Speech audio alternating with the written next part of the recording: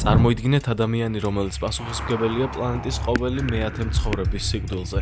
არა რომელიმე აბსტრაქტული პოლიტიკის ან ეკონომიკური კოლაფსის შედეგად, არამედ უშუალოდ ცეცხლითა და מחვილით. მართველი, რომელიც არმიებმა იმდენი ადამიანი მოკლეს, რომ ამან ფაქტობრივად დედამიწის კლიმატიც კი შეცვალა.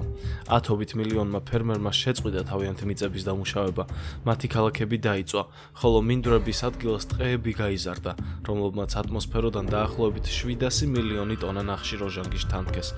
ეს აპოკალიფსური ფილმის სცენარი არ არის. ეს რეალური მემკვიდრეობაა იმ ადამიანისა, რომელსაც მსოფლიო ჩინგის ხანის სახელით იცნობს. ადამიანი, რომელმაც ისტორიაში ასეთი კოლოსალური და სისხლიანი კვალი დატოვა, სიკვდილის შემდეგ უბრალოდ გაქრა, უკვალოდ დაიკარგა. მისი საფლავი უდიდესი საიდუმლოა, რომელსაც თითქმის 1000 წლის განმავლობაში იცავდნენ და ეს შემთხვევითი არ ყოფილა. იგი განზრახდა მალე ისეთი სისასტიკითა და ფანატიზმით, როგორც თავად მისი დაპყრობების სისასტიკესაც გაუწევდა კონკურენციას. მდინარეების კალაპოტები შეცვალეს, რათა იგი წყლის ქვეშ დაემალა. დაკრძალვის ადგილზე ტყეები გააშენეს, ხოლო ისინი, ვინც დაკრძალვაში მონაწილეობდნენ, უკანასკნელ ადამიანამდე დახოცეს, რათა საიდუმლო მათთან ერთად საფლავში ჩაეტანათ. ლეგენდებიც კი, რომელიც მისი ადგილსამყოფელი შესახებ ზეპირად გადაეცემოდა, წინასწარ გააზრებული სიცრუე იყო. კვამლის ფარდა, ისტორიკოსები ეძებდნენ, მკვლევარები მარცხდებოდნენ, არავის უნდა ეპოვა იგი, მაგრამ ახლა ჩვენ საუკუნეში თითქოს შეუძლებელი მოხდა. საიდუმლოს ფარდა შეირხა და ის, რაც აღმოაჩინეს, უბრალოდ ისტორიის გადაწერა აღარ იყო, მან მთელი მსოფლიო შეძრა. ამ საიდუმლოს მასშტაბის გასაგებად საჭიროა თავად ამ ადამიანის მასშტაბის გააზრება. იგი ჩინგის ხანად სამყაროს ხანად არ დაბადებულა. იგი დაიბადა სახელით თემუჯინი, მონღოლეთის მკაცრ ქარებით გამოფიტულ სტეპებში. მისი ბავშვობა გადარჩენის გაკვეთილი იყო, განდევნა ღალატი, შიმშილი ტყვეობა, მისი მასწავლებლები. მამა მოწამლეს, საკუთარმა კლანმა მისი ოჯახი მიატოვა და გარდაუვალი სიკვდილისთვის გაწირა. იგი ტყეებში იმალებოდა, იკვებებოდა მღრღნელებით და ველური ხახვის ბოლქვებით. ამ გაჭირვებამ იგი არ გატეხა. პირიქით, მასში ფოლადი გამოჭედა. მან ისწავლა, რომ ერთგულება დაბადებით მინიჭებული უფლება არ არის. იგი დამსახურებით უნდა მოიპოვო და რომ ტომობრივი კავშირები, რომლებიც საუკუნეების განმავლობაში სტეპს ნაწილად გლეჯდა, სინამდვილეში სისუსტეა.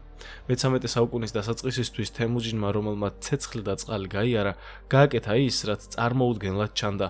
მან ათობით მტრულად განწყობილი მონღოლური ტომი ერთი დროშის ქვეშ გააერთიანა, მაგრამ მან ისინი მხოლოდ დამორჩილებით არ გააერთიანა. მან თავად მათი საზოგადოების საფუძველი დაანგრია. მისი ძალაუფლების გულში რევოლუციური სამხედრო სტრუქტურა იდგა. მან უარი თქვა ტრადიციულ ტომობრივ ერთგულებაზე. ამის ნაცვლად თავისი ძალები ათობით სისტემის მიხედვით მოაწყო. მარტივი, როგორც ყველაფერი გენიალური და ძველი წესრიგის მიმართ აბსოლუტურად დაუნდობელი. 10, 100, 1000 და 10,000 მეომრისგან შემდგარი დანაყოფები, არბანები, ჯაგუნები, მინგანები და თუმენები. თითოეული დანაყოფის მეთაური კი არა დიდგვაროვანი, არამედ მხოლოდ პირადი დამსახურების მიხედვით ინიშნებოდა. გუშინდელი მწყემსი შეიძლებოდა 1000-ეულის მეთაური ყოფილიყო. თუ იგი გონიერი, მამაცი და ერთგული იქნებოდა. ამ მიდგომამ წარმოშვა უპრეცედენტო ლოიალობა და ეფექტიანობა. მეომრები ერთგულნი იყვნენ არა თავიანთი კლანის, არამედ საკუთარი მეთაურის და საბოლოოდ თავად ჩინგის ხანის მიმართ. მისი არმია ნებისმიერი მოწინააღმდეგისთვის რეალურად ქცეული კოშმარი იყო. ეს არ იყო ქვეითთა უწესრიგო ბრბო, ეს იყო ერთიანი ორგანიზმი, რომელიც მხედრისა და მისი ცხენისგან შედგებოდა. მონღოლები ცხენზე ჯდომას სიარულზე ადრე სწავლობდნენ. მათი მეომრები ძირითადად ცხენოსნები იყვნენ, მშვილდოსნები, პრაქტიკულად ცხოვრობდნენ უნაგირზე, იკვებებოდნენ გამხმარი ხაჭოთი და საკუთარი ცხენის ვენიდან ამოღებულ სისხლსაც კი სვამდნენ. მათი ტაქტიკა სასიკვდილო ცეკვას გავდა, როგორიც სამყაროს ჯერ არ ენახა იქამდე. ელვისებური კავალერიული შეტევები, როდესაც ისრების ღრუბლები მტერზე ეშვებოდა და მას გონს მოსვლის საშუალებას წარაძლევდა. ცრუ უკანდახევები, გენიალურად გათამაშებული სპექტაკლები, რომლებიც ამპარტავან მოწინააღმდეგეებს სასიკვდილო მახეებში იტყუებდა და დაუნდობელი ფსიქოლოგიური ომი. ხშირად მონღოლთა სისასტიკის შესახებ ხმები მათ არმიაზე ადრე ვრცელდებოდა და მთელ ქალაქებს ბრძოლის გარეშე დანებებას აიძულებდა. ისინი გადარჩენილთა გასატეხად თავის ქალების პირამიდებს აგებდნენ. ტყვეებს შემდეგი ციხესიმაგრის შტურმისას ცოცხალ ფარდად იყენებდნენ. ტერორი ისეთივე იარაღად იქცა, როგორც მშვილდი და ისრები. 1207-დან 1225 წლამდე ჩინგის ხანმა ეს საომარი მანქანა აყვავებულ ცივილიზაციებს დაატეხა თავს. მან გადაუარა ტანგუთთა სახელმწიფოსა და ჩრდილოეთ ჩინეთში ჯურჩენთა ძინის იმპერიას. ისეთი ქალაქები, როგორიც ჯუნდუ, მომავალი პეკინი, კვამლიან ნანგრევებად აქცია, მაგრამ სწორედ ხვარეზმის იმპერიამ, რომელიც ირანიდან შუა აზიამდე იყო გადაჭიმული, სრულად იწვნია მისი რისხვა. მას შემდეგ, რაც ხვარეს შაჰმა ჩინგის-ხანის სავაჭრო ქარავანი და ელჩები სიკვდილით დასაჯა, ხანმა აპოკალიფსი დაიწყო. ქალაქები, რომლებიც აბრაშუმის გზის მარგალიტებად ითვლებოდა, სამარკანდი, ბუხარა, ურგენჩი, ალყაში მოექცა და მიწასთან გაასწორა. ბიბლიოთეკები იწოდა, მეცნიერები და ხელოსნები იხოცებოდნენ ან მონობაში მიჰყავდათ, გადარჩენილები თითქმის არ იყვნენ. მისი რისხვა სტრატეგიული იყო, ყოველი განადგურებული ქალაქი გზავნილი იყო მომდევნოსთვის, წინააღმდეგობა უშედეგოა და მთელი რეგიონები ნებდებოდნენ მხოლოდ მისი ცხენების გრუხუნის გაგონებაზე, შიშით რომ მათ ბედს გაიზიარებდნენ, ვინც წინააღმდეგობა გაბედა. მაგრამ მხოლოდ დაპყრობებით იმპერია არ შენდება, იგი შენარჩუნებასაც მოითხოვს. აქ ჩინგის-ხანი, მებრძოლი, უკვე ადგილს უთმობს საკუთარ თავს, ჩინგის-ხანს როგორც სახელმწიფო მოღვაწეს. იგი მხოლოდ გამანადგურებელი არ ყოფილა, იგი იყო ბრწყინვალე ორგანიზატორი. მისი კანონთა კრებული, დიდი იასა, უზრუნველყოფდა დისციპლინასა და სამართლიანობას მისი მზარდი იმპერიის მთელ ტერიტორიაზე. იასა იცავდა დიპლომატებს, ვაჭრებს და თუნდაც რელიგიის თავისუფლებას. იმ დროისთვის არ ნახულ რამეს, როდესაც ამ საკითხის გამო ევროპაში ინკვიზიციის კოცონები ენთო.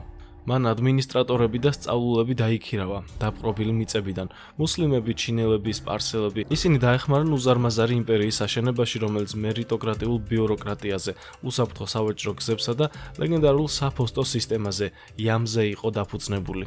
ეს სისტემა ერთგვარი შუა საუკუნეების ინტერნეტი, იმპერიას წყნარი ოკეანიდან კასპიის ზღვამდე აკავშირებდა.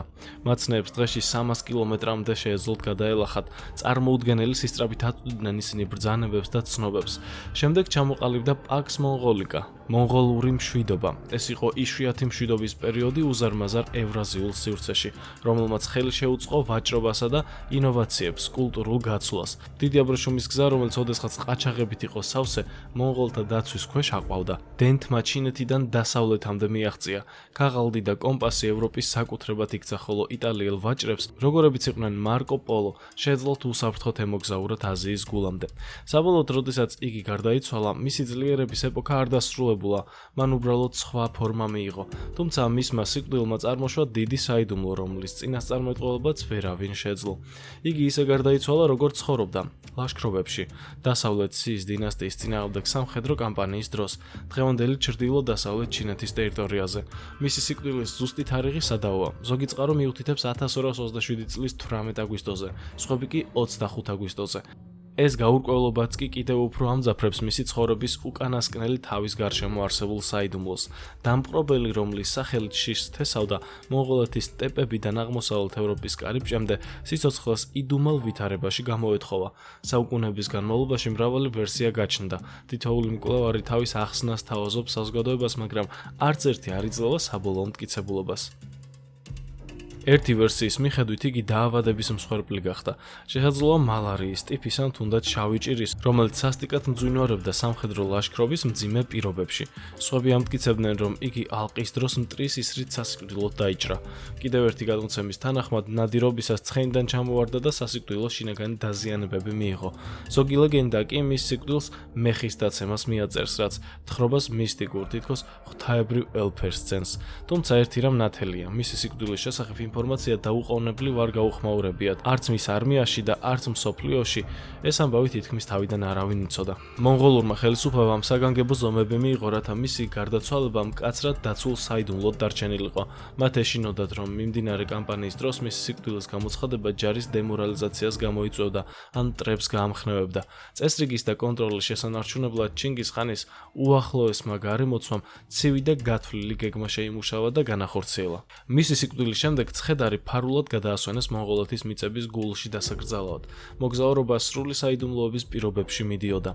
მისი საბოლოო განსასვენებლის ზუსტი ადგილი დღემდე არ არის დადასტურებული და ეს დიდწილად უკიდურესი ზომებით აიხსნება, რომლებიც მის დასამალად იქნა მიღებული.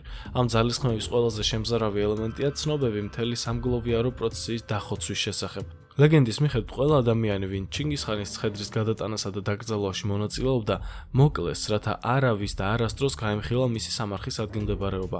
ესენი იყვნენ არა მხოლოდ ესკორტის მეომრები, არამედ ხელოსნები, რომლებმაც კუბო დაამზადეს და მონები, რომლებმაც საფლავი გათხარეს. მთელი მოჩვენებითი არმია, რომელმაც თავის საიდუმლო დავიწყებაში წაიღო. თითქოს ესეც არ იყო საკმარისი, შემდგომი ნაბიჯებიც გადაიდგა დაკრძალვის ყველა კვალის წასაშლელად. ამბობდნენ, რომ მიწა, სადაც იგი დაკრძალეს, ათასობით ცხენმა გათელა, რათა ლანდშაფტის ნებისმიერი დარღვევა დაეფარა და წმინდა ადგილი ჩვეულებრივი სტეპის მონაკვეთად ექცია. დროთა განმავლობაში ბუნებამ ეს მიწა სრულად დაიბრუნა. კიდევ უფრო დაფარა შესაძლო მინიშნებები. ამ უკიდურესმა ძალისხმევამ არა მხოლოდ შეინარჩუნა სამარხი საიდუმლოდ, არამედ შექმნა ერთ-ერთი ყველაზე მდგრადი გამოცანა ისტორიაში. ისტორიკოსები, არქეოლოგები და ავანტიურისტები საუკუნეების განმავლობაში ცდილობდნენ ჩინგის ხანის საბოლოო განსასვენებლის შესახებ სიმართლის დადგენას, უძველესი გრაგნილებიდან თანამედროვე სატელიტურ გამოსახულებამდე. ძიება მსოფლიოს სხვადასხვა კუთხიდან ექსპერტი მიიზიდა. თუმცა მიუხედავად ყველა ტექნოლოგიური მიღწევისა და უთვალავი ექსპედიციისა, მისი დაკრძალვის ზუსტი ადგილი დღემდე არ არის დადასტურებული. მაგრამ ამით საიდუმლოებები არ სრულდება. ფიზიკური დაფარვის მიღმა იდგა კიდევ ერთი სულიერი საფარი. ჩინგის ხანის გარდაცვალების შემდეგ მონღოლებმა უბრალოდ თავიანთი ლიდერი არ დაკრძალეს. მათ ლეგენდა დაფარეს საიდუმლოებისა, რიტუალებისა და წმინდა დაცვის ფენების ქვეშ, რომლებიც თითქმის 800 წელი გაგრძელდა.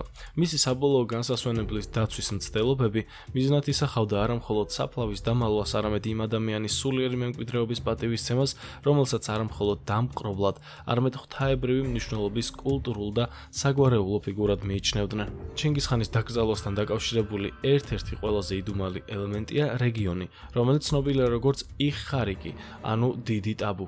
ეს მკაცრად დაცულ ტერიტორია მდებარეობს ბურხან ხალდუნის, მონღოლეთის ჩრდილო-აღმოსავლეთში მდებარე წმინდა მთის გარშემო. დაახლოებით 240 კვადრატული კილომეტრის ფართობის მქონე ეს რეგიონი განკუთვნილი იყო მხოლოდ ხანის ოჯახისთვის. უცხო პირთა შესვლა მკაცრად იყო აკრძალული. ტერიტორიას პატრულირებდა განსაკუთრებული ჯგუფი მეომრებისა, ცნობილები როგორც დარხატები, მემკვიდრეობით მცველების კლასი, რომლებსაც ამ მიწის დაცვა ევალებოდათ.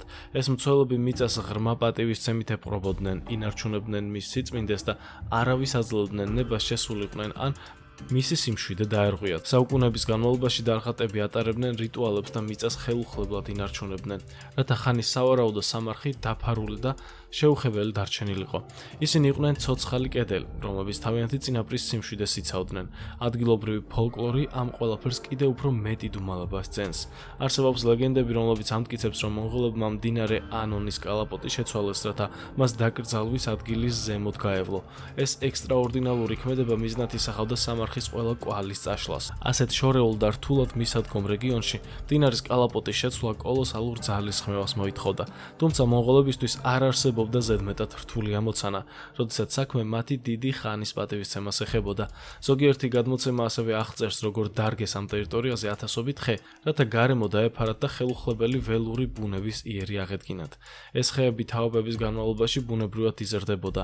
ხელოვნურად შეცვლილი ლანდშაფტები ბუნებრივ გარემოში ორგანული გახდა და აღმოჩნდა კიდევ უფრო შეუძლებელი, რომ ვინმეს ოდესმე ეპოვა ჩინგის ხანის სამარხი. მიიჩნევა, რომ რეგიონში არსებული მუდმივი ყინულოვანი ნიადაგიც თავის როლს ასრულებდა. მან დაკრძალვის ადგილი ყინულსა და მიწაში ჩაბეჭდა, რაც მის დარღვევას კიდევ უფრო ართულებდა. ამ საიდუმლოს კიდევ ერთი ნაწილი მონღოლეთიდან შორს, შიდა მონღოლეთის რეგიონში, არდოში მდებარეობს, რომელიც დღეს ჩინეთის ნაწილია. იქ აღმართულია ჩინგის ხანის პატივსაცემად აგებული მასიური მავზოლეუმი. იგი შთამბეჭდავი არქიტექტურით გამოირჩევა და ყოველწლიურად ათასობით ვიზიტორს იზიდავს. თუმცა მიუხედავად მისი დიდებულებისა, ეს მავზოლეუმი არ შეიცავს არც ერთ ნეშტს. საყოველთაოდ აღიარებულია, რომ შიგნით დადგმული კუბო ცარიელია. არდოსის კომპლექსი სიმბოლურ მემორიალს წარმოადგენს და არა რეალურ სამარხს. ამან კიდევ უფრო გააღვივა ცნობის მოყვარეობა და სპეკულაციები იმის შესახებ, თუ სად შეიძლებოდა ყოფილიყო ნამდვილი საფლავი და რატომ შენარჩუნდა ასეთი მკაცრი საიდუმლოება ამდენი ხნის განმავლობაში. ჩინგის ხანის სამარხის ირგვლივ არსებული რიტუალები და მისტიკა მას ისტორიაში ერთ-ერთ უდიდეს გამოცანად აქცევს და ამ ტრადიციებისადმი პატივისცემა დღესაც ძლიერია. ეს საიდუმლო ყოველთვის აღძრავდა არქეოლოგებისა და ისტორიკოსების ინტერესს და უსასრულო ცნობის მოყვარეობას იწვევდა. მათ გადაწყვეტილი ჰქონდათ მისი ამოხსნა. საუკუნეების განმავლობაში დაცული საიდუმლოებისა და ლეგენდების მიუხედავად, თანამედროვე მეცნიერებამ ისეთი ინსტრუმენტები შესთავაზა სამყაროს, რომელმაც ძიება ხელახლა გააქტიურა. სატელიტური გამოსახულობებიდან მიწისქვეშა აღმოჩენის მეთოდებამდე, არქეოლოგებმა და მკვლევარებმა არაერთი მისია განახორციელეს, რათა ერთ-ერთი უდიდესი ისტორიული გამოცანა ამოეხსნათ. ერთ-ერთი ყველაზე ყველაზე თვალსაჩინო მცდელობა განხორციელდა მკვლევარის ალბერტ იუ მინ ლინის ხელმძღვანელობით. სატელიტური გამოსახულობების მაგნიტომეტრიისა და გეორადარის კომბინაციის გამოყენებით ლინმა თავისი ძიება მონღოლეთის ჩრდილო-აღმოსავლეთით მდებარე ხენტეის მთებში ჩაატარა. ეს რეგიონი მჭიდროდ არის დაკავშირებული მონღოლურ ისტორიასთან და მიიჩნევა ადგილად, სადაც შესაძლოა ჩინგის ხანი ყოფილიყო დაკრძალული. ლინის მიდგომის უნიკალურობა იმაში მდგომარეობდა, რომ მან თანამედროვე ვიზუალიზაციის ინსტრუმენტები ადგილობრივ მონღოლურ მოხალისეებთან ერთად ინტეგრაციაში გამოიყენა. ეს იყო არქეოლოგიაში ერთ-ერთი ყველაზე დიდი სამუშაო. ათასობით ადამიანი ამოწმებდა სატელიტურ სურათებს ანომალიების აღმოჩენის მიზნით. გუნდი მიზანმიმართულად ერიდებოდა მიწაში პირდაპირ ჩარევას, რათა პატივი ეცა მონღოლურ კულტურული გრძნობისა და სულიერი რწმენისთვის. სატელიტური ფოტოების ანალიზსა და მიწისქვეშა ანომალიების აღმოსაჩენად ტექნოლოგიების გამოყენებით ლინის პროექტმა რამდენიმე პერსპექტიული ზონა გამოავლინა. თუმცა საბოლოოდ სამარხი არ იქნა აღმოჩენილი მაშინ. მისია გახდა ახალი სტანდარტი პატივისცემისა და მეცნიერულად გამყარებული არქეოლოგიური კვლევისთვის. მიწის ქვეშ დანახვა, მასში ნიჩბის ჩარჭობის გარეშე. ეს იყო მათი დევიზი. ლინის კვლევებამდე 10 წლეულობით ადრე კიდევ ერთი მნიშვნელოვანი ექსპედიცია ჩატარდა. 1989 წლიდან 1992 წლამდე იაპონელი და მონღოლი არქეოლოგების ერთობლივმა გუნდმა დაიწყო ის, რაც სამი მდინარის ექსპედიციის სახელით გახდა ცნობილი. ამ გუნდმა გამოიკვლია მიწის ფართო ტერიტორიები ანონის, კერულენისა და ტულის მდინარეების სიახლოვეს. ეს მდინარეები მდებარეობს რეგიონში, რომლებიც ისტორიულად მნიშვნელოვნად მიიჩნევა, რადგან ვარაუდობენ, რომ ბევრი მონღოლი არისტოკრატი იქ ცხოვრობდა და იქვე გარდაიცვალა. მრავალწლიანი კვლევის განმავლობაში ექსპედიციამ დაახლოებით 1380 შესაძლო სამარხი დააფიქსირა, რომლებიც მონღოლური არისტოკრატიის წარმომადგენლებს ეკუთვნოდა. აღმოჩენებმა უკეთ გაგვაგებინა მონღოლური დაკრძალვის წესჩვეულებები და დაადასტურა, რომ ელიტური სამარხები კონკრეტულ გეოგრაფიულ ზონებში იყო კონცენტრირებული. თუმცა ამ გარღვევის მიუხედავად თავად ჩინგისხანის საბოლოო განსასვენებელი კვლავ მიუწვდომელი რჩებოდა. გუნდის მუშაობამ ნათლად აჩვენა, რამდენად რთულია ერთი კონკრეტული სამარხის პოვნა მრავალ მსგავს სამარხთან ერთად, განსაკუთრებით მაშინ, როდესაც იგი განზრახ არის დამალული. ეს გავდა კონკრეტული ნემსის ძიებას უზარმაზარ თივის ზვინში, რომელიც მთლიანად ზუსტად ასეთი ნემსებით იყო სავსე. შესაძლოა ამ ძიებაში ყველაზე მიზანდასახული ფიგურა იყო ამერიკელი იურისტი, რომელიც ავანტიურისტად იქცა, მორი კრავეცი. 40 წელზე მეტი ხნის განმავლობაში კრავეცმა თავისი ცხოვრება ჩინგისხანის სამარხის ძიებას მიუძღვნა. მან 10-ზე მეტი ექსპედიცია განახორციელა მონღოლეთში და ადგილობრივ მეცნიერებსა და თემებთან ერთად საინტერესო კვლევებით ჩაატარა. მას ძალიან კარგი ურთიერთობა ჰქონდა ადგილობრივ ხალხთან. სხვებისგან განსხვავებით, რომლებიც დიდწილად ტექნოლოგიაზე ეყრდნობოდნენ, კრავეცი ისტორიულ ტექსტებს, პირად ინტუიციასა და საველე მუშებს უთავსებდა. მას ჯეროდა, რომ სამარხი შესაძლოა დამალული ყოფილიყო ისეთ ტერიტორიაზე, რომელიც ბუნებრივი რელიეფითა და ძველი მონღოლური რიტუალებით იყო შენიღბული. მიუხედავად მისი ვნებისა და თავდადებისა, კრავეცმა მაინც ვერ იპოვა სამარხი. თუმცა მისმა ექსპედიციებმა წარმოშვა ისტორიები ზებუნებრივ ჩარევაზე და უცნაურ მოვლენებზე, რომლებმაც უკვე ისედაც იდუმალ ძიებას მისტიკური ელფერი შემატა. ადგილობრივ მცხოვრებლებსა და მისი გუნდის წევრებსაც კი გავრცელებული ცნობებით ესიზმრებოდათ უცნაური სიზმრები, უეცარი დაავადებები ემართებოდათ და აუხსნელი ტექნიკური ხაროზები ხვდებოდათ. ამ ისტორიებმა გააძლიერა რწმენა, რომ სამარხი დაცულია არა მხოლოდ საიდუმლოებებით, არამედ სულიერი ბარიერითაც, რომელიც შეჭრას ეწინააღმდეგება. თუმცა სწორედ იმ მომენტში, როდესაც ყველას ეგონა, რომ ისინი სულ უფრო და უფრო უახლოვდებოდნენ მიზანს, გაჩნდა შოკის მომგვრელი მტკიცებულებები, რომ სამარხის ნამდვილი ადგილმდებარეობა საერთოდ სხვაგან იყო. იქ არა, სადაც ყველა ეძებდა. ჩინგისხანის იდუმალი სამარხით დაკავებულ მრავალ მკვლევარს შორის ერთი სახელი განსაკუთრებით გამოირჩევა თავისი თამამი და საკამათო თეორიით. ალან ნიკოლსი, ამერიკელი მკვლევარი და მკვლევართა კლუბის ყოფილი პრეზიდენტი. მან წამოაყენა ჰიპოთეზა, რომელმაც საუკუნოვანი რწმენები ეჭქვეშ დააყენა. მაშინ, როდესაც მკვლევართა უმეტესობა ძალისხმევას ბურხან ხალდუნის წმინდა მთის მიდამოებზე ამახვილებდა, რომელიც ტრადიციულად უკავშირდებოდა ჩინგისხანის სიკვდილსა და შესაძლო დაკრძალვას, ნიკოლსმა ივარაუდა, რომ ნამდვილი სამარხი შესაძლოა სრულიად სხვაგან ყოფილიყო. მისი ვარაუდით, ხანის საბოლოო განსასვენებელი შეიძლებოდა დამალული ყოფილიყო შორეულ და შეუსწავლელ მწვერვალზე. ნიკოლსი ამ დასკვნამდე შემთხვევით არ მისულა, იგი ეყრდნობოდა წლების განმავლობაში ჩატარებულ კვლევებს, ისტორიულ ჩანაწერებსა და გეოგრაფიულ მინიშნებებს.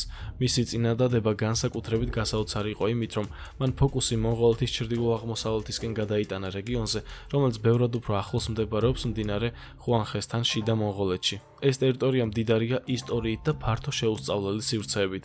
ის ნიკოლსის ერთ-ერთი ყველაზე საიდუმლო ექსპედიციის ცენტრი გახდა. თავისი თეორიის შესამოწმებლად ნიკოლსმა მცირე გუნდი შეკრიბა და თანამედროვე ინსტრუმენტები ინსტრუმენტების მთელი რიგი გამოიყენა, მათ შორის გეორადარი და მაგნიტომეტრები. ეს მოწყობილობები მიწის ზედაპირის ქვეშ არსებულ ანომალიებს აფიქსირებდნენ და შეეძლო ხელოვნურ ნაგებობებსა და სამარხებსაც კი იპოვიდნენ.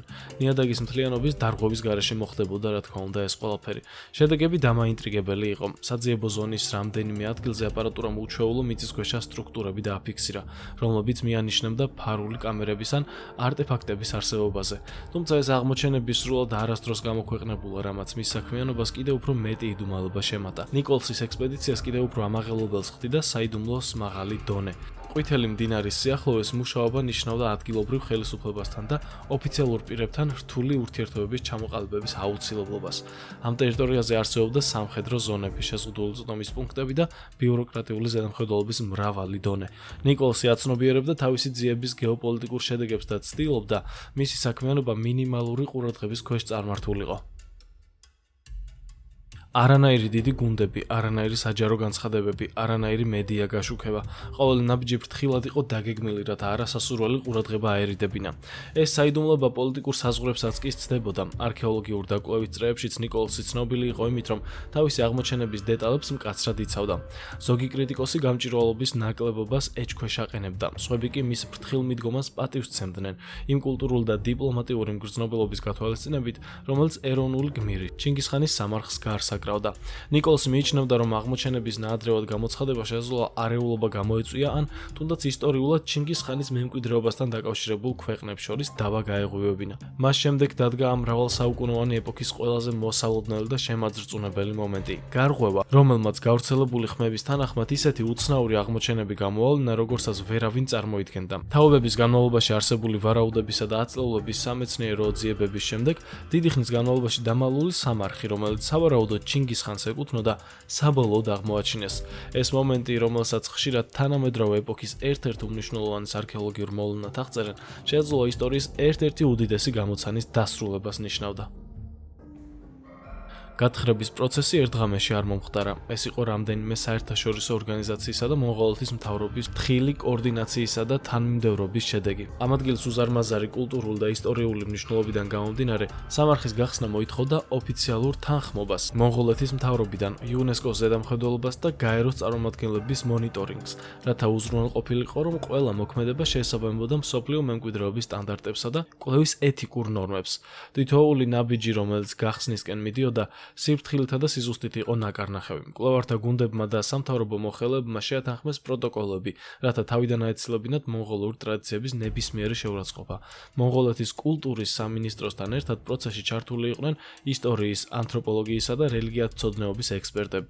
მიზანი იყო სამეცნიერო კვლევისა და კულტურული პატივისცემის ბალანსის დაცვა.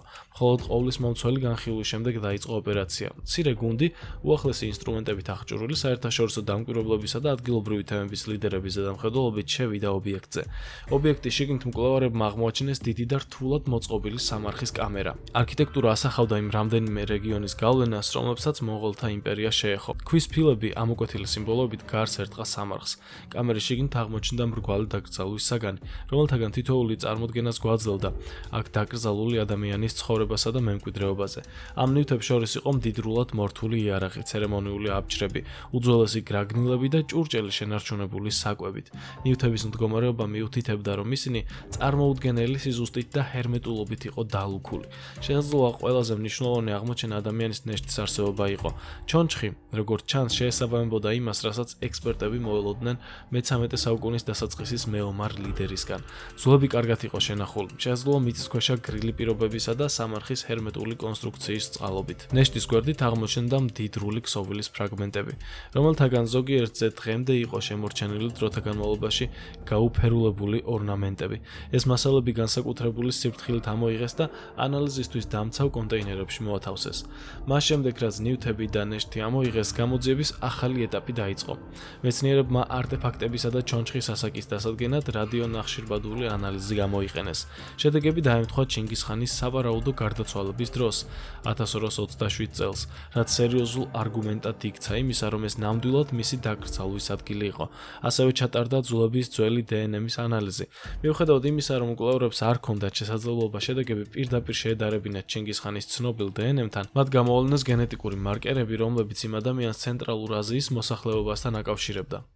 რაც შეესაბამებოდა მონღოლური საგვარეულო წარმოშობის შესახებ ისტორიულ ჩანაწერებს. ქსოვილებს ცალკე კვლევა ჩაუტარდა. ბოჭკოების ანალიზმა აჩვენა აბრეშუმისა და მატყლის გამოყენება, აგრეთვე ტექნიკები, რომლებიც დამახასიათებელი იყო როგორც მონღოლური, ასევე ჩინური ხელოსნებისთვის. ეს კულტურული ელემენტების შერწყმა კიდევ უფრო ამყარებდა სამარხის ბინადრის იდენტობას, როგორც სხვადასხვა რეგიონის გამაერთიანებელი ფიგურის. გათხრებმა არა მხოლოდ ფიზიკური არტეფაქტები აღმოაჩინა, არამედ დავიწყებულ სამყაროში ჩახედვის შესაძლებლობაც შექმნა. ყოველი ნაპოვნი ნივთი საკუთარ ისტორიას ყვებოდა. სამარხის შიგთავსი წარმოაჩენდა არა მხოლოდ სიმდიდრესა და ძალაუფლებას, არამედ სულიერ რწმენასა და კულტურულ სირთულეს.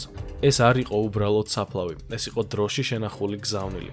მიუხედავად იმისა, რომ ზოგიერთი მეცნიერი ნეშტის იდენტობას კვლავ სადავოდ მიიჩნევს, ამ ისტორიული გათხრების დროს შეგროვებული მტკიცებულებები დამაჯერებლად ამყარებს მოსაზრებას, რომ ჩინგისხანის სამარხი საბოლოოდ ნაპოვნია. თუმცა ეს გათხრები ჩვეულებრივი მოვლენა არ ყოფილა. მონღოლი ხალხისთვის ეს ბევრად უფრო ღრმა მნიშვნელობას ატარებდა. ეს არ იყო მხოლოდ აღმოჩენილი ისტორია, ეს იყო მათი უდიდესი წინაპრის სული, რომელიც კვლავ აღდგა. სამარხის აღმოჩენამ, რომელიც სავარაუდოდ ჩინგისხანს ეკუთვნოდა, ემოციებისა და დავების ტალღა გამოიწვია. როგორც მონღოლეთში, ასევე მთელს მსოფლიოში. მონღოლი ხალხისთვის ეს მხოლოდ არქეოლოგიური მოვლენა არ ყოფილა. ეს იყო ღრმად სულიერი კულტურული მომენტი, რომელიც მათი ეროვნული იდენტობის გულს შეეხო. რეაქცია იყო სიამაყის, აღფრთოვანებისა და ღრმა შეშფოთების ნაზავი. ბევრმა მონღოლმა ეს აღმოჩენა ისტორიის ტრიუმფად აღიქვა, თუმცა ამავდროულად როგორც პოტენციური დარღვევა იმისა, რაც წმინდა იყო. ტრადიციულ მონღოლურ რწმენებში ჩინგისხანი მხოლოდ ისტორიული ფიგურა არ არის. მას მოიხსენებენ როგორც ღვთაებრივს და ასე სცემენ პატივს. მისი მემკვიდრეობა ერის მნიშვნელობაშია ჩაქსოვილი. სასკოლო გაკვეთილებიდან ეროვნულ დღესასწაულებამდე აზრმა, რომ მისი სამარხი ნაპოვნია, შიშის მომგვრელი აღტაცება და ერთდროულად შფოთვაც გამოიწვია. მონღოლური თემების ნაწილში გავრცელდა ჩურჩული წყევლის შესახებ, რომელმაც შესაძლოა სამყაროს დასასრულიც კი გამოიწვიოს. ეს შიშები ძველ ლეგენდებში იღებდა სათავეს, რომლებიც აფრთხილებდნენ საშინელ უბედურებების შესახებ მას, ვინც ხანის საბოლოო განსასვენებელს შეაწუხებდა. მთლიანობაში ჩვენი ვიდეო დასასრულს მიუახლოვდა. გმადლობთ, რომ თავიდან ბოლომდე უყურეთ ამ ისტორიას. თუ კი მოგეწონა ეს ვიდეო, მაშინ აუცილებლად გაუზიარეის ჩვენს მეგობრებს სოციალურ ქსელებში. მე შემდეგ ვიდეომდე გემშვიდობებით. დროებით.